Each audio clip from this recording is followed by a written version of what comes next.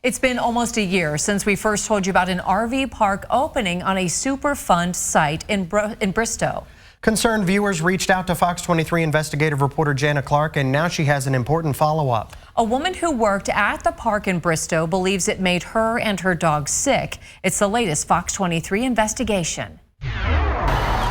For more than a decade, I've told you about the Superfund site in Bristow.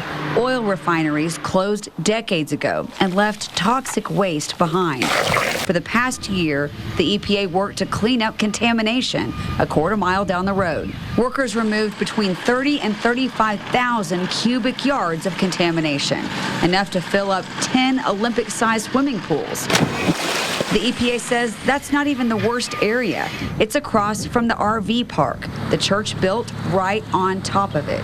Jody Lloyd went to that church. If they're coming in, bringing in equipment like this and a fence like this and having to go to the effort to clean up a site like this, then it must not be that nice to be around. Over the years, Jody compiled a list of church members' medical problems like cancer, seizures, and gallbladders removed. It just surprised me how many children were having issues with gallbladder. I also had a gallbladder issue and issues with toxins. For more than 10 years, people have told me they think the toxins here made them sick. It is too much for our town. Nobody wanted to listen to us. You were trying to tell everybody what? That it was contaminated. That right there is scary.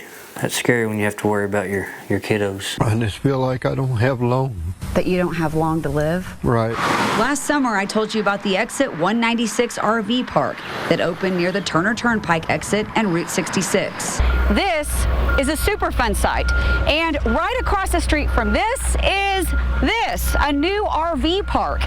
And people in Bristow have been asking me, is it okay for people to stay here?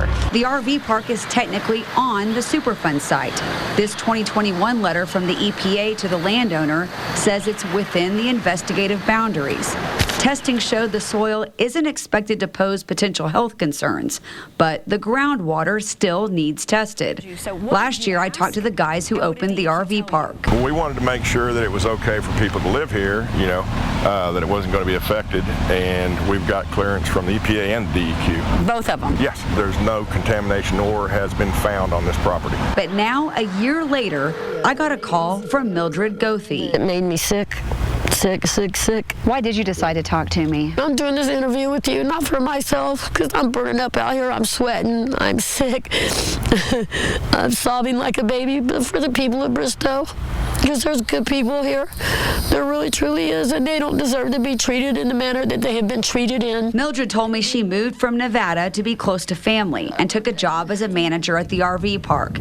She lived and worked here for 13 months. She says it took a while to figure out it was a Superfund site. No clue. Her first clue, when she walked her dogs down the road and saw this sign, danger, keep out, contaminated area. I thought, oh my God, what is that? What does that mean? Mildred said she asked the RV park owner about it. He told me not to worry about that. He said that was nothing. She had to Google it to find out she was living on a Superfund site. That scared her because she already had a compromised immune system. I have autoimmune deficiency disease. I don't have an autoimmune. I can't fight off anything. Mildred says she was feeling well until she came here. The breathing problems have gotten so bad that I use a nebulizer now. I'm on 4 inhalers. Kelsey Bufford with the Department of Environmental Quality says there's no way the toxins at the site are a danger to Mildred or anyone at the RV park. In order for humans to be adversely affected, they have to be exposed to this contamination for long periods of time. By long, I mean 40 plus years, 70 plus years. From our Fox 23 Skyview drone, you can see the whole area. Here's the RV park, and to the south is the Superfund cleanup site. They're separated by this road. To the north of the park, another cleanup site. Mildred says she watched trucks use this makeshift road to haul away contamination. But the ground may be safe right here until that water up there in the contaminated property, it rained and it washed everything down here. How can that still be safe? Sometimes the runoff, water will come from up above, run down through the RV park. It's highly unlikely that anyone would be negatively affected by the runoff. They are not there long enough to have any adverse effects from these sources. What do you think it is about the RV park? I think even though that place, the land itself may have been repurposed, the areas around outside of it are all still full of toxins, and it's all blowing right down there in it. I mean, when does the wind not blow in Oklahoma? Mildred says it wasn't just her. Her dogs got sick too. Ellie got bladder stones, and Rosie, an older dog, started getting bad nosebleeds that the vets couldn't explain. Her nose busted open and it bled all over everything in my house. Rosie didn't make it. What did they say was wrong? They didn't know. They didn't know. What do you think it was? I think she sniffed up a lot of that toxin that blew out from that park over there. Any issues like that could affect pets? That is another issue that would need to be discussed with the vet. Is it possible that stirring up that dirt, stirring up the contamination, the wind could blow, possibly blow some of that contamination into the air and hurt people nearby? That is highly unrealistic. And I will say that because EPA hired contractors to go out there and do the work.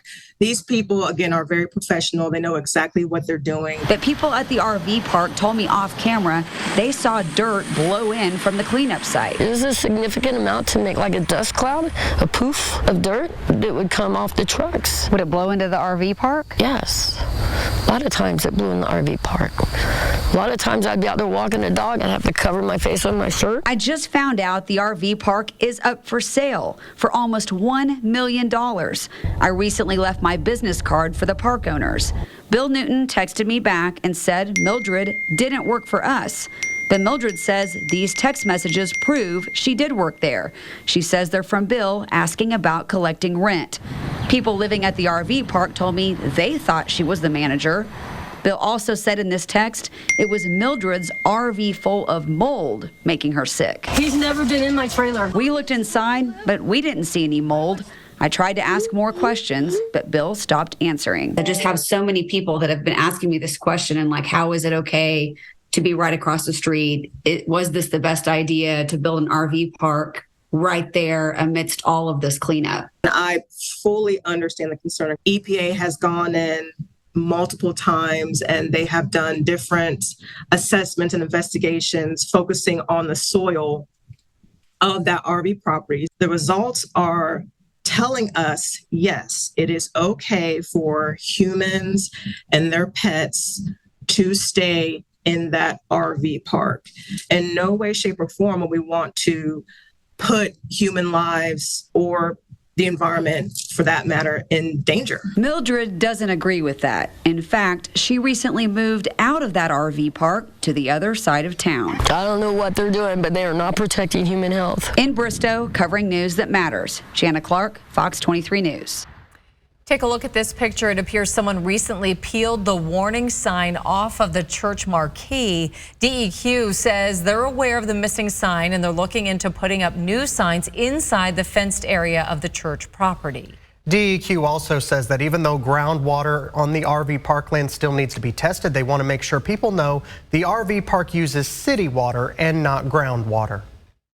Do you have a tip or issue that you think Jana Clark should investigate? Let us know. Email FOX23 Investigates at fox23.com or call 918-388-5354 or search Fox 23 Jana Clark on Facebook.